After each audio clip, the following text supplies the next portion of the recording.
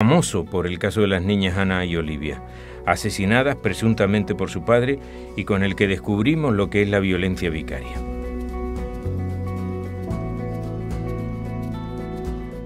Hablemos del caso de las niñas Ana y Olivia. Usted además es ampliamente conocido porque era el portavoz de Beatriz Zimmerman. ¿Cómo se produce eso? ¿Hay una llamada de usted hacia ella y de ella hacia usted? ¿Cómo es el momento? Nosotros el día siguiente nos llegó la alerta por la desaparición, pues yo me puse en contacto, empezamos a difundir, ya empezamos a conocer pues, bueno, cómo había sucedido, un poco ayudar en esos momentos a Beatriz, lo que estaba pasando, qué podía suceder, y pues creo que a los 4 o 5 días fue cuando Beatriz pidió que fuera el portavoz.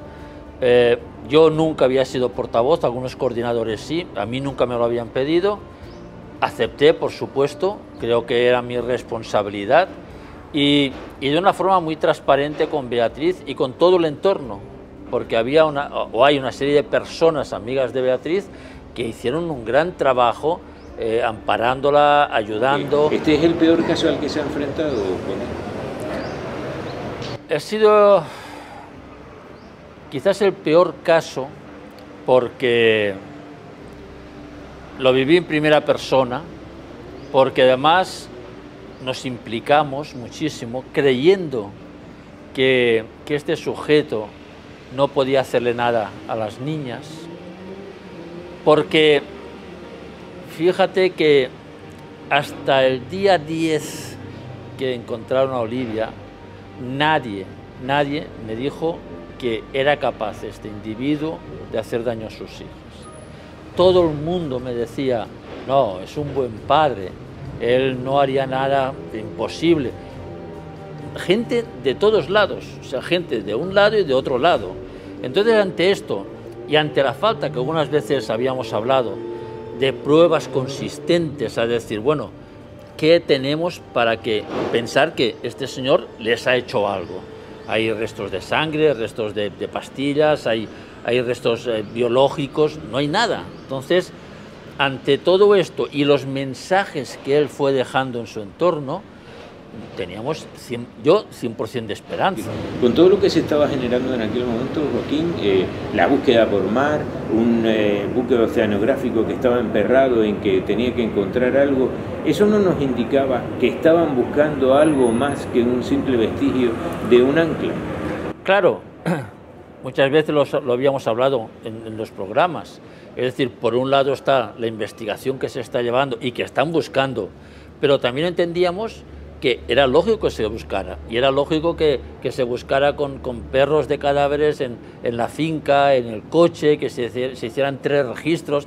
Es decir, nosotros queríamos que esto se hiciera, pero pensábamos que se haría para descartar, porque la realidad sería la que apuntábamos y la que yo creo que el 90 y tantos % de la ciudadanía creía. Creíamos en que este sujeto no había mentido, en que este sujeto es verdad que pretendía el bienestar de sus hijas, ¿no? Claro, cuando tú te haces esta figura y luego la realidad es que es un asesino, que no tiene ni siquiera la excusa de que fue repentino, sino que fue premeditado, fue hecho fríamente. Yo creo que el impacto grande es que no entiendes cómo el ser humano puede ser tan vil, tan perverso. Bien, hablemos ahora de la violencia vicaria, porque ese término no era un término demasiado utilizado cuando teníamos casos como este. ¿Usted cree que esto es lo que ha puesto, digamos, en primer plano lo que es la violencia vicaria? Sí, por supuesto. Yo no conocía la violencia vicaria, la he conocido a raíz de esto. Y creo como la gran mayoría de personas. Sí, creo que sí. Y es más, yo siempre digo que cuando la vida te da un golpe, te pone herramientas para que este golpe tenga un significado.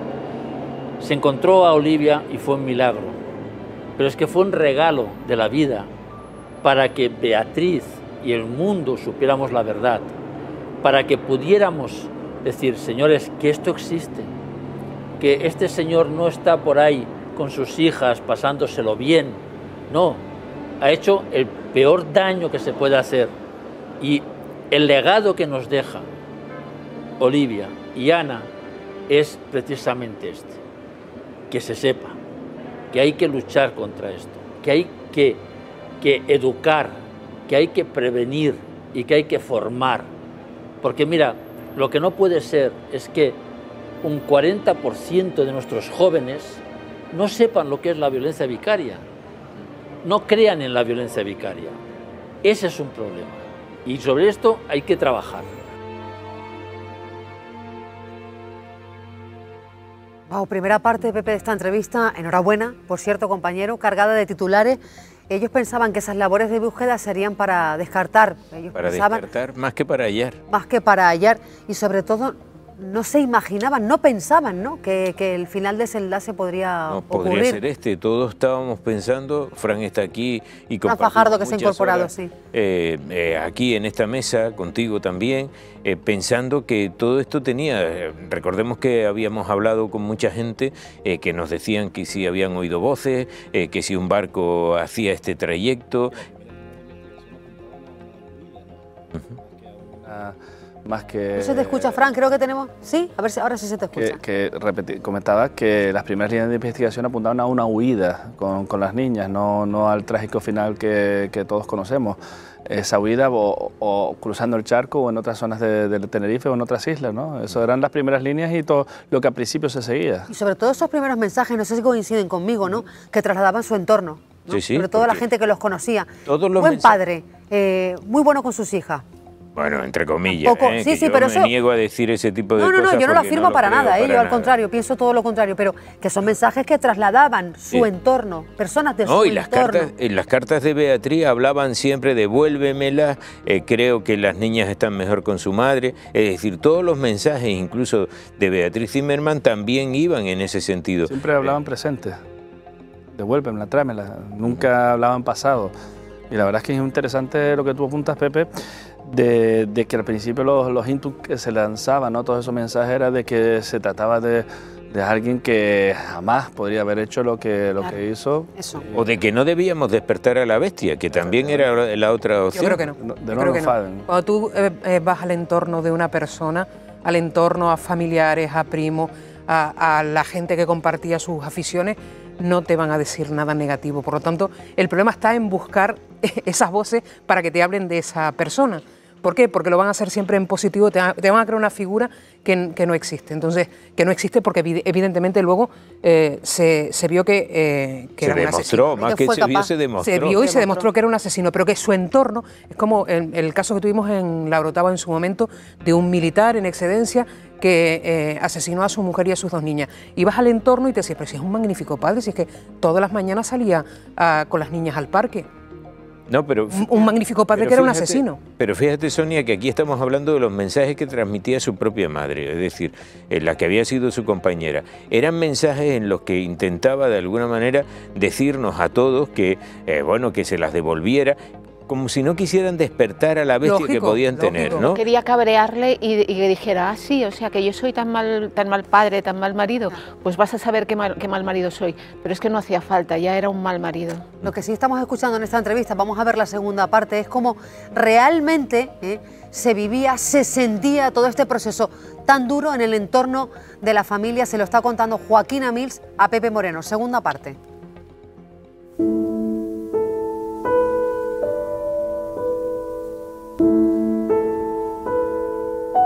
¿Usted en algún momento pensó que iba a tener este final?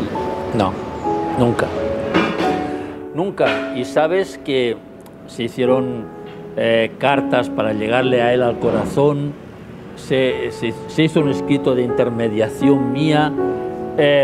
Fíjate, yo tenía, cuando teníamos entrevistas contigo, con todos los medios, que estar diciendo que era un buen padre, que seguro que las estaba cuidando bien, y yo estaba convencido de que las estaría cuidando bien, pero que era un buen padre no, porque teníamos los antecedentes, porque un maltratador no puede ser un buen padre, pero teníamos que negociar todo esto para hacer llegar los mensajes directos o a través de alguien que efectivamente le llegaran al corazón y le hiciéramos persuadir de la idea que tuviera, ¿no?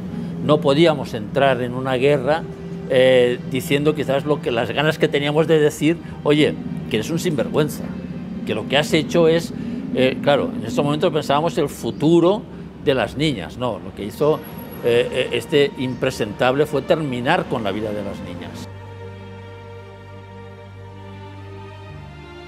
Este caso puso en evidencia lo que puede llegar a ser, hasta dónde puede llegar la maldad humana, ¿no? Yo no sé si eso fue concebido en algún momento. ¿Tú crees que hubo algo de premeditación en todo esto o que los acontecimientos llevaron a que tuviéramos este final? No, yo estoy convencidísimo de que hubo premeditación con muchísima anticipación, ¿eh? Me atrevo a decirte que, no sé, 4 semanas, 5 semanas de preparación, de buscar el día que no hubiera mucha mar, buscar las condiciones oportunas, es decir, no dejó nada al azar, nada. Es más, hay un detalle, y es que recién asesinadas a las niñas, él se preocupa del perro para meterlo en el coche que están las niñas y llevárselo a sus padres. Eso es premeditación. Eso es que hace las cosas fríamente, porque si lo haces por un empuje, lo haces en un momento que se te ha ido la cabeza, que no es justificable nada, pero bueno, es entendible que pues, se te ha ido la cabeza, te has disparado, pero no, es que lo tenía todo organizado. Este caso puede marcar un antes y un después, por ejemplo, en los desaparecidos, en actuar de otra manera, porque si te acuerdas, hubo incluso una especie de duda de cómo actuaron desde los cuerpos de fuerza de seguridad del Estado, de si esto se podía haber evitado o no en función de tener la información disponible. Seguro que marcará un antes y un después en todo, no te quepa la menor duda. En medios de comunicación, en desapariciones, en protocolos de actuación, en la rapidez para poder actuar inmediatamente. Todos hemos aprendido, a todos nos ha dejado una lección esto. Lo que tenemos que hacer es que esta lección sea constructiva y podamos emplearla juntos.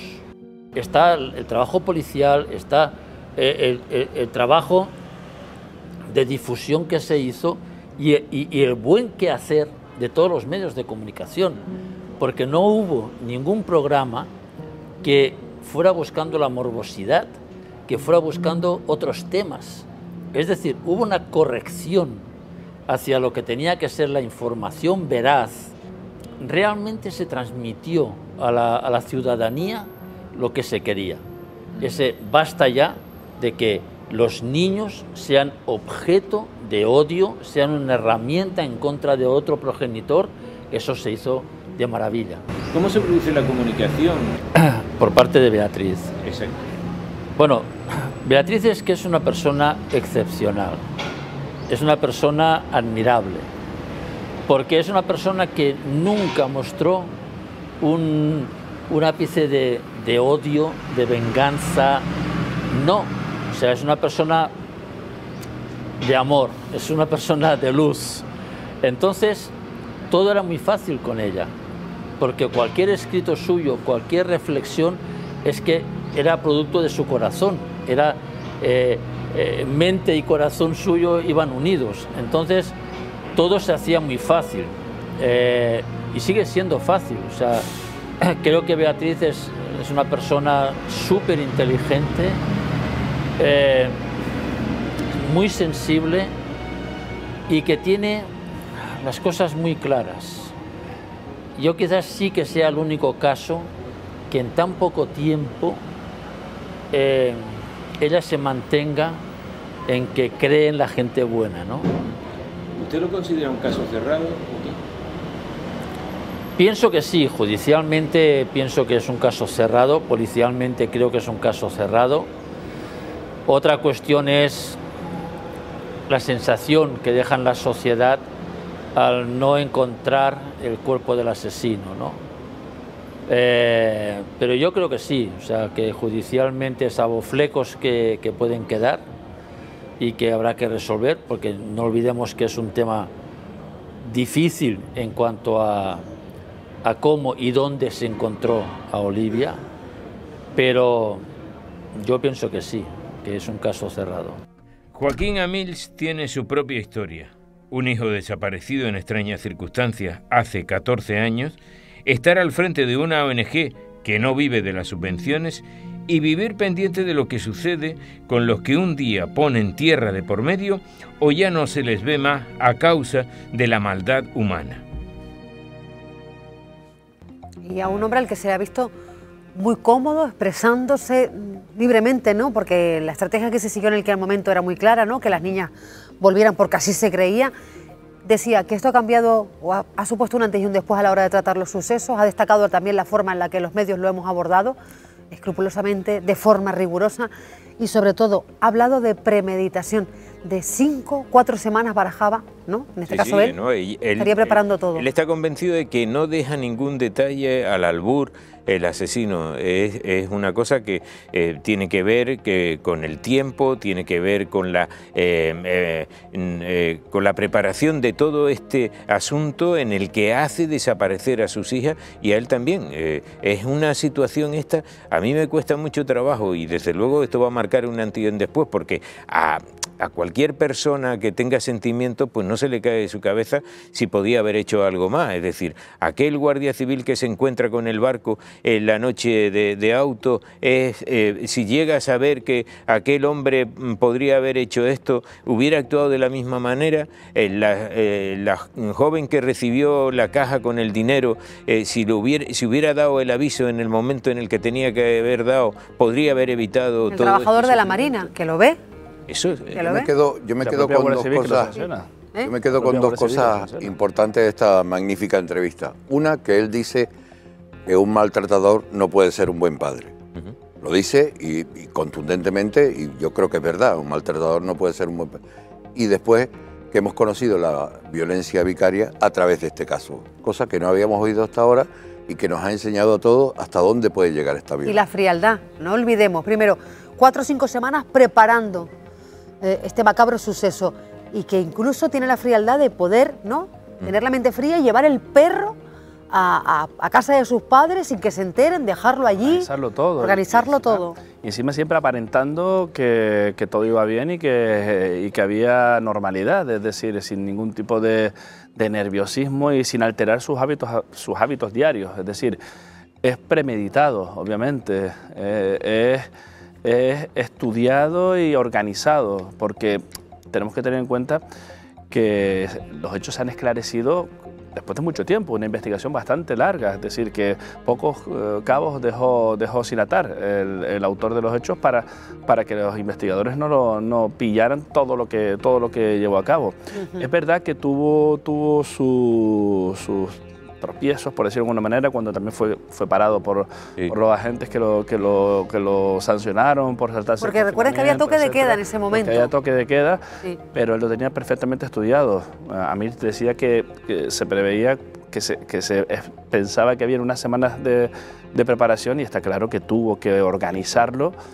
Y mientras, compaginar toda esa macabra idea con su vida diaria, con sus quehaceres diarios para no levantar sospechas, ¿no? La verdad que Yo quiero introducir un elemento al hilo de lo que decía Lito.